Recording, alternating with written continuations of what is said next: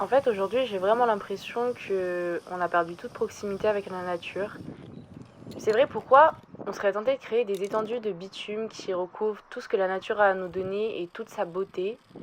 Et pourquoi on devrait faire la conclusion de notre vie en nous disant qu'on aura plus marché sur du goudron que sur de l'herbe et qu'on aura plus entendu le bruit des roues sur le goudron que le bruit des oiseaux qui chantent?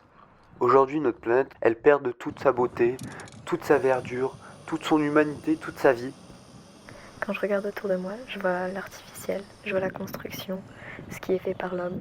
La nature est presque un souvenir distant. On a vraiment favorisé l'artificiel et oublié le naturel. On doit vraiment tous faire des efforts sur notre mode de vie pour que la nature et l'environnement se portent mieux. Et malheureusement, c'est quelque chose qu'on a laissé trop longtemps de côté, l'environnement. On regarde juste nos forêts se faire brûler, décimer, et ces maisons et ces buildings s'accroître. Et nous, on se demande à quoi va ressembler le prochain iPhone. La phrase «le temps c'est de l'argent», elle fait partie prenante de notre vie et ce triste constat, il se ressent rien qu'en regardant notre paysage. Rien que prendre la voiture, se déplacer, prendre l'avion, le bateau, ça a des grosses répercussions sur l'environnement et elles sont néfastes.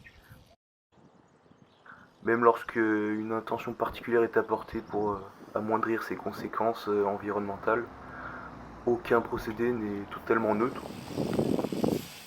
Je ne sais pas si c'est à cause d'une mentalité fataliste ou bien par simple flemme, mais j'ai l'impression qu'il y a un manque de volonté, il y a un manque d'envie de faire les choses bien, de réparer nos erreurs.